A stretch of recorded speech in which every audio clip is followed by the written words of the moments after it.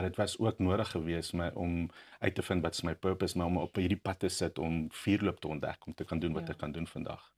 Jou gesondheid het in 2013 'n ernstige knou gekry. Kan jy op ons 'n bietjie meer daaroor vertel?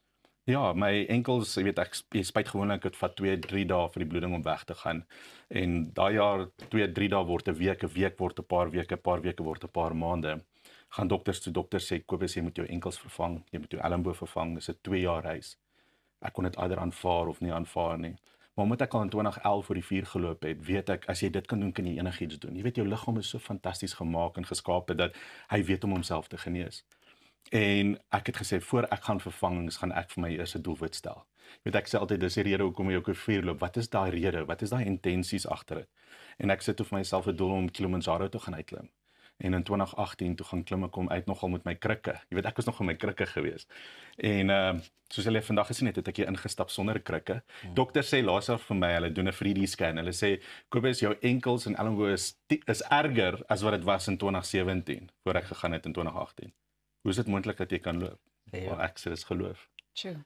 Pieter, is jy senuweeagtig? Ek is glad nie senuweeagtig nie. Kyk net hierdie is so 'n amazing bewys. Jy weet, jy sê in 2011 het jy self 4 geloop. Dis reg. Hoekom het jy toe nou besluit om dit aan te bied en wanneer het jy voltyds begin daarmee? Ja, ek het eintlik in 2014 besluit om dit voltyds te doen. Ek het oorsee gegaan waar ouens soos Tony Robbins geleer het om dit te doen. Ek het 'n meesterinstrukteur geword binne 4 jaar. So ek het alles gaan leer om dit veilig te doen, jy weet, want jy weet daar's so baie ouens daar buite wat dit doen en mense seermaak en ek wil mense ervaring gee van dit wat ek geervaar het. En jy weet daar's net 'n ding vir as jy oor dit loop, dit voel asof jou laste afval, asof jy het 'n deurbraak wat jy het. Jy weet ek het al ouens gevat in sportspan om oor dit te loop en besef die impak toe hulle loop en hulle begin glo dat hulle begin wedstryde wen.